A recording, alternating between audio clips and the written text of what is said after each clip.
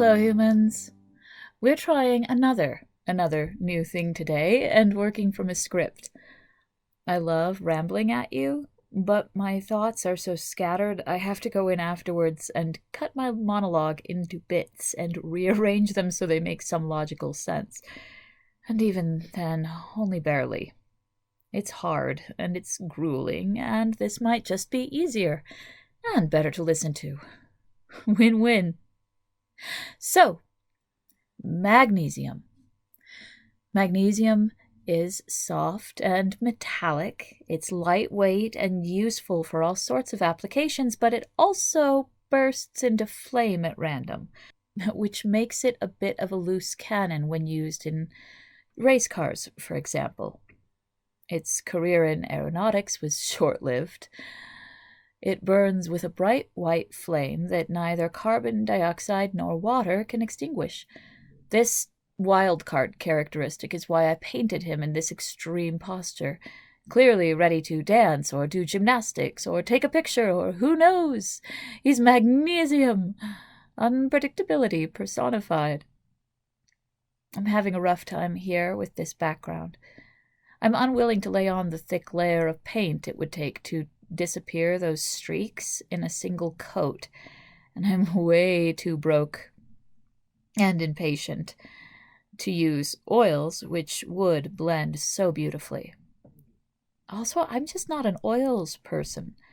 Everything about them is sinus-clearingly smelly, and I'm the type of person that has spilled mineral spirits all over my dinner table, taking off a layer of finish and effectively ruining an expensive piece of furniture. So, thin, streaky layers of acrylics it is.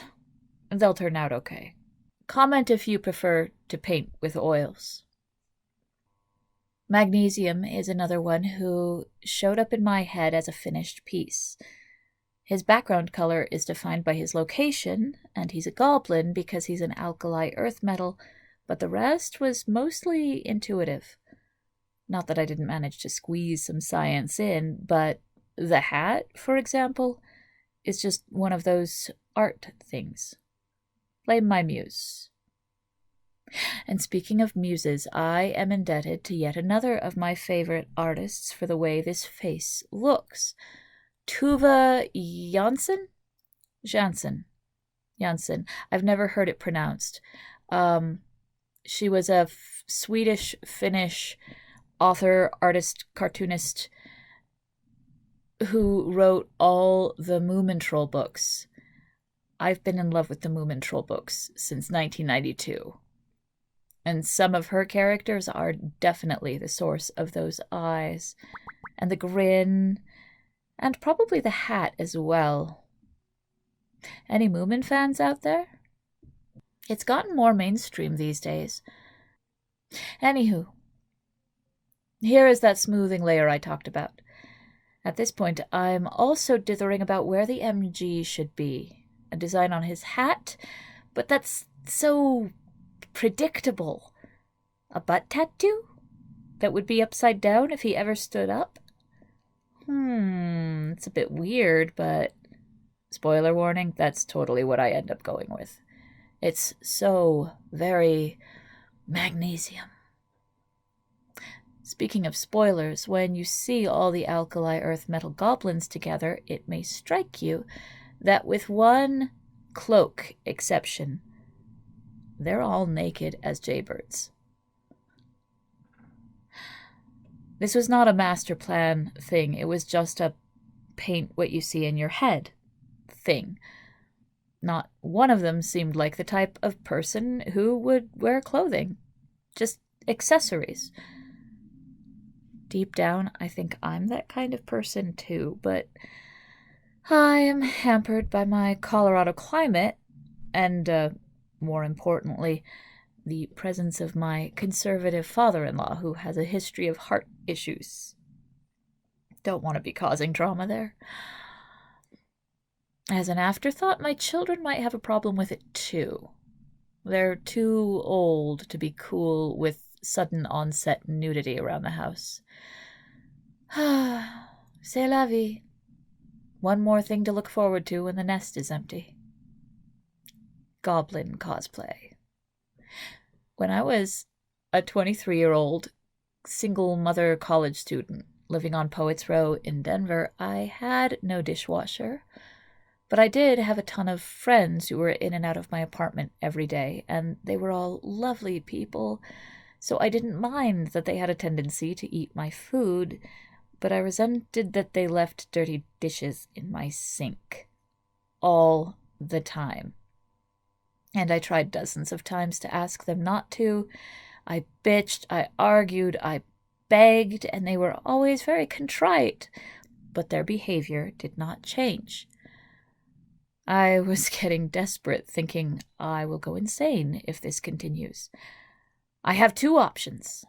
Either become the biggest bitch on the block until they do their dishes, or more likely, stop coming back, or I find a way to like washing dishes. What do I dislike most about dishwashing? The part, this always happens, where the tepid, greasy water splashes all over my shirt and I have to change my clothes. I hate that. So I started washing dishes naked. When my skin got splashed, I just wiped it off. No drama. It made life so much better. And it turned out that the only friend puritanical enough to mind was the same one who was the biggest dirty dish culprit. So he started doing his own dishes so he wouldn't walk in on my nude dishwashing shenanigans. Ha ha! Happy ending all round. Back to the painting. His face is meant to be lively and engaging, with a hint of the kind of personality that might go out bar hopping with his mates and end up singing karaoke with his underpants on his head. If he wore underpants, it was important that his face be almost shiny, with dimples and a button nose and mutton chops. His primary light source is the fluffy flame on his tail, so highlights and backlights help achieve that effect. He needed a glint in his eye and a toothpaste ad grin. He should look, in short, like he's down for anything, from crazy explosive malarkey to cooking you a nice dinner. Because, of course, magnesium is a vital nutrient. I needed to narrow his chin at this point, as well as brighten his teeth. The body uses it for nearly every cellular function. Your DNA replication depends on it. Plants use it to synthesize chlorophyll, which you may have heard of. In other words, it's frighteningly crucial, and most people don't eat enough, which is particularly sad because it's in so many foods. These are just a selection. It's really, really rare to overdose on it because the kidneys scrub any excess. So, go. Eat some magnesium when you're done watching this video. Leafy greens, chocolate, spices. Yum. Or if you want to eat specifically from this painting, from left to right, we have flax seeds, bananas, coffee, avocados, quinoa, and cashews. I'm afraid that looking at it now, I'm displeased with the scale. I wasn't paying attention to relative size, and at this point, Magnesium looks like he's about 7 feet tall, whereas in my head, he was just a little guy, bigger than a bread box, but smaller than a Rottweiler.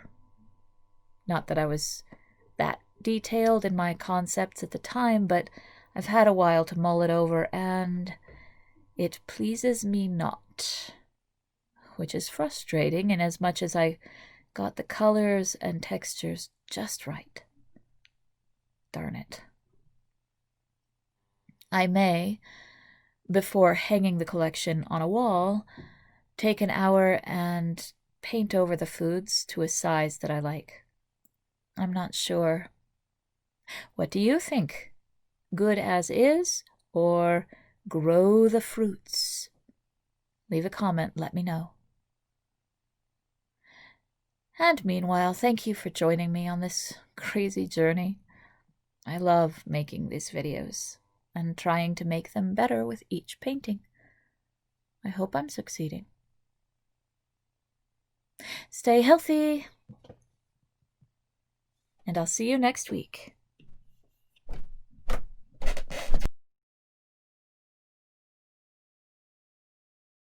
Hey, since I've got you out here, I need your opinion too. 32? I can put MG on the hat, or I can put it on the butt. But if you put it on the butt, you'd have to put it upside down. No, because that would look weird, so I just have it. It would be upside down to him.